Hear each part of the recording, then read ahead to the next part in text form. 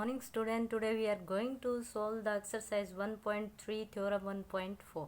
देखो इस थ्योरम के अंदर हम क्या देखेंगे कि किसी रूट वैल्यू को कैसे इरेशनल प्रूव करते हैं। ये बात तो हमें पता है कि कोई भी जो वैल्यू होती है रूट में वो इरेशनल होती है, बट ये बात हमें प्रूव करनी है पेपर फॉर्म पे, ठीक है।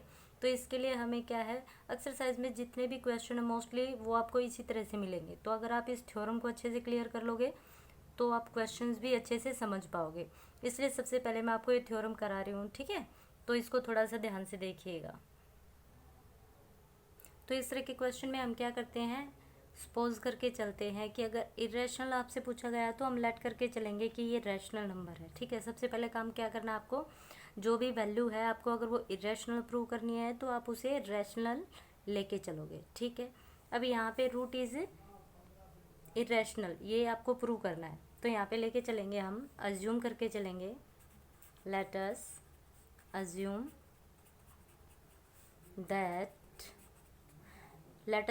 दैट, या आप इसको ये भी बोल सकते हो कि late us assume that contrary, क्योंकि आप ये एक अपोजिट लेके चल रहे हो, क्योंकि आपको पता है कि रूट टू तो इरेशनल होता है, तो आप इसका कॉन्ट्राडिक्ट करके चल रहे हो। Let us assume that contrary root two is a rational, क्योंकि आपको रैशनल लेके चलोगे तब भी तो ये रैशनल प्रूव करोगे, ठीक है। आपने कॉन्ट्राडिक्ट कर दिया यहाँ पे। अब हमने क्या करना है, जो भी वैल्यू हमें गिवन है उसको रैशनल है तो इट मीन्स ये किसकी फॉर्म में होगी, पी बाई क्यू की फॉर्म में होनी चाहिए, क्योंकि रैशनल जो नंबर होती है उसकी आइडेंटिटी क्या होती है, एक तो पी बाई क्यू की फॉर्म में होनी चाहिए और क्यू की वैल्यू क्या होनी चाहिए, क्यू की value not equal to 0। It means a by B is equal to root 2, ये हमारी वैल्यू होनी चाहिए। तो यहाँ पे जो हमारा ए बी रहेगा वो क्या रहेंगे, coprime number. A and b are coprime. अब ये भी पता होना चाहिए को प्राइम क्या होते हैं।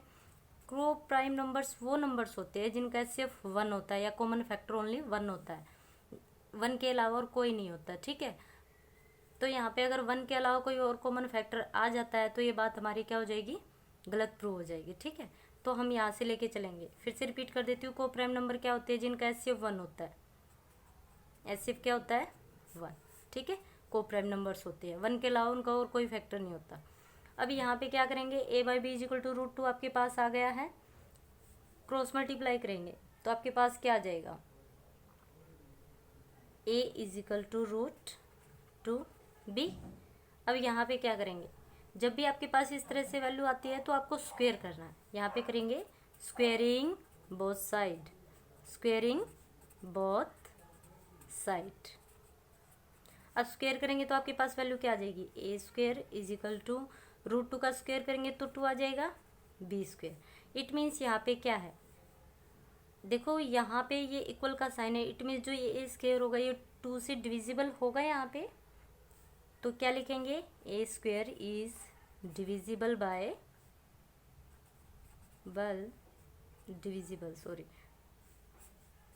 डिविजिबल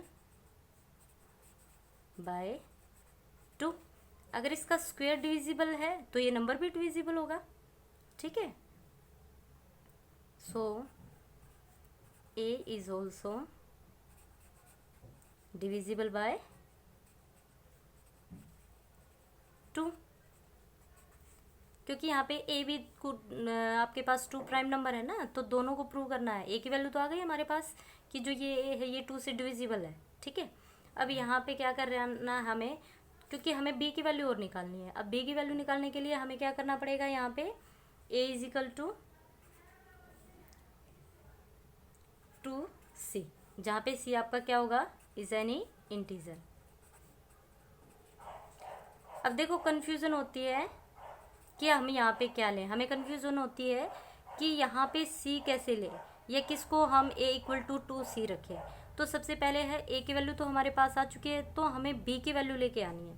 b की वैल्यू के लिए हम क्या करेंगे, यहाँ पे जो a की वैल्यू है उसको यहाँ पुट कर देंगे, मीन्स a स्क्वेयर करेंगे। हमेशा पहले तो आपको स्क्वेयर करना है, यहाँ से पहले मैं स्क्वेयर कर देती हूँ, squaring both side, squaring both sides करेंगे तो क्या आ जाएगा, A square is equal to 2c का स्क्वायर करेंगे तो क्या आ जाएगा बेटे आपके पास 4c स्क्वायर। इट मीन्स क्या आ गया यहाँ पे ए स्क्वायर की वैल्यू मैं क्या रख सकती हूँ, ए स्क्वायर की वैल्यू तो हमारी क्या थी 2b स्क्वायर और मुझे b की वैल्यू चाहिए। इट मीन्स यहाँ क्या लिख सकती हूँ मैं 2b square is equal to 4c square.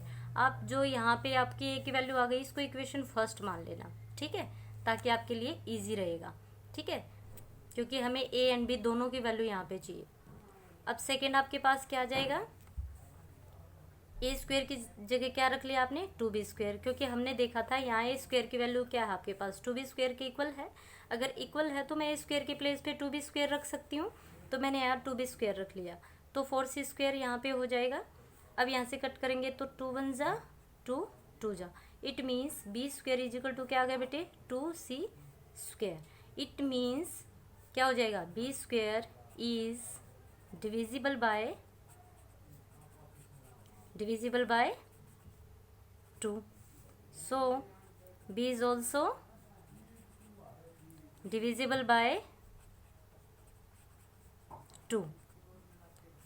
क्योंकि अगर b स्क्वायर डिविजिबल है, किसी नंबर का स्क्वायर इस नंबर से डिविजिबल है तो वो नंबर भी तो डिविजिबल होगा ना।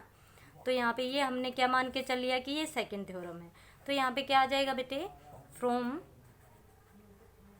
इक्वेशन 1 एंड 2, 1 एंड 2 से क्या हो जाएगा बेटा, आपने यहाँ प्रूव कर दिया कि ए बी डिविजिबल है 2 से और बी भी डिविजिबल है। तो ये बात क्या हो गई, ये तो गलत प्रूव हो गई ना, क्योंकि हमने तो क्या मान के चला था ए और बी क्या है, हमने मान के चला था ए बी तो को प्राइम है, उनका एचसीएफ तो 1 आना चाहिए, बट यहाँ पे तो क्या आ गया, यहाँ पे तो 2 आ गया। तो क्या लिखेंगे A and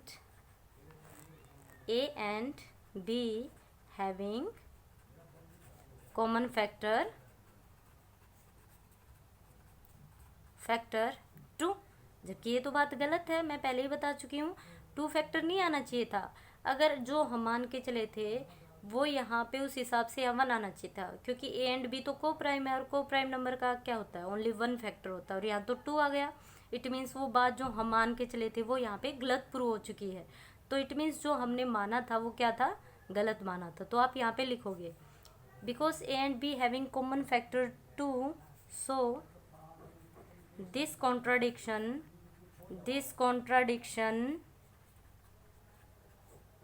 became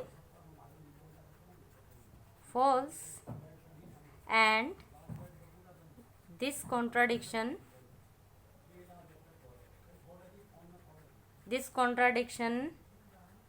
arisen due to our false assumption। ठीक है, तो ये हमारा क्वेश्चन नंबर फर्स्ट का सॉल्यूशन था। आई होप आपको ये थ्योरम बहुत अच्छे से समझ में आई होगी। अगर आपको ये थ्योरम अच्छे से समझ में आई है तो आप इजीली क्वेश्चन कर लोगे। Thank you.